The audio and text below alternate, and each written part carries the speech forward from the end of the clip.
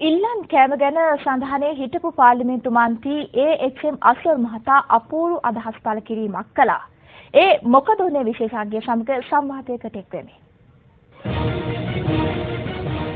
චින්තනය කියන්නේ චින්තකවරු. මහින්ද රාජපක්ෂ දාලින්ද චින්තකයෙක් වෙන්න. It is true that mind the චින්තනය that we will recover this land.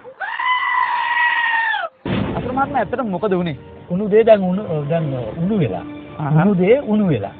මොකද හේතු වුනේ ජනාධිපතිවරණේ පරාජයට පත් වෙන්න? ශාස්ත්‍රය කියලා කියනවා, රකේ කියලා කියනවා, මේකේ කියලා කියනවා. ඔය සුමනදාස හෝ වේවා, සංගදාස හෝ වේවා, ඒගොල්ලෝ කියන දේවල් මම පිළිගන්නේ නැහැ. ඇයි ඔබතුමා පාර්ලිමේන්තුවෙන් ඉල්ලා අසුනේ? මේ ප්‍රදේශයේ බැටෙනවා නම් ඒකෙන් අපේ ජනාධිපතිතුමා බේර ගන්න ඕනයි කියන්නේ ඒ එකම අදිෂ්ඨානයේ ඇති තමයි. ඒ කියන්නේ ඔබතුමාම තමයි මේ තීරණය ගත්තේ. මම ඒකේ. එතකොට ආණ්ඩුවේ කිසිම බලපෑමක් ආවේ නැද්ද? කිසිම බලපෑමක් එන්න ඕනේ නෑනේ. ඔබතුමා කලකිරීමෙන් නෙමෙයි ඉන්නේ කියන්නේ. අයියෝ හරි සන්තෝෂයි. තේරෙන්නේ නැද්ද මගේ මූණේ?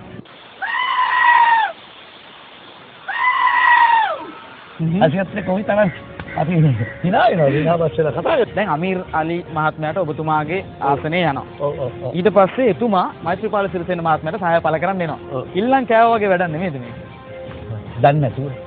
නොදැනුවත්ව ඉල්ලන්. ගත්තේ වැඩේ වචන ජයවේවා කියලා කියනවා දැන් ඉතින්. ප්‍රේමදාස මහත්මයාගේ කාලේ ඔබතුමා සජිත් බේබි හොරතල් කරා. ඊට පස්සේ වර්තමානයේ නාමල් බේබි හොරතල් කරා. ඉස්සරහට මොන බේබි හොරතල් කරන්න හිතන් ඉන්නේ? මම දැන් ආඩම්බර ග්‍රේට් ග්‍රෑන්ඩ් ෆාදර් කෙනෙක්. ගෙදර හොරතල් කරන ඕන තරම් අය ඉන්නවා. ඔබතුමාට ඒකින්දම බේබි අස්සර කියලා නමකුත් පටබැලලා තිබුණා නේද? ඔව් එහෙමත් කිව්වා. එතකොට නාමල් බේබිවත් ඔය විදිහට හොරතල් කරා. නෑ. නාමල් බේබි ඒ තරම් පොඩි කාලේ නෑ. දැක්කේ නෑ. ඇයි මේ ඔබතුමා හැම වෙලේම පාර්ලිමේන්තුවේ පොයින්ට් ඔෆ් ඕඩර් කියන්නේ? පොයින්ට් ඔෆ් ඕඩර් කියන්නේ හසිත මරු දෙයක් නෙක. Point of order sir mister speaker කියලා ඒක කියන්න පුළුවන්. මේ තියෙන්නේ පොයින්ට් ඔෆ් ඕඩර් කියන්නේ. ඔබතුමාගේ සහාය කාටද? පක්ෂයක් වශයෙන් ශ්‍රී ලංකා නිදහස් පක්ෂය. සහයෝගය දෙන්නයි මුටි කන්නයි අපිට නෑ. සපතේ. දෙකම කරන්නේ එකක් කරන්න කියන්නේ. ඒ කාලේ ඔබතුමා මහින්ද රාජපක්ෂ මහත්මයාටත් කිව්වනේ චින්තන ඉදිරිපත් කරන්න මෙයා මොන චින්තකයෙක්ද කියලා. ඒ කාලේතනේ අසිත ඔයා පොඩි ළමෙක්නේ.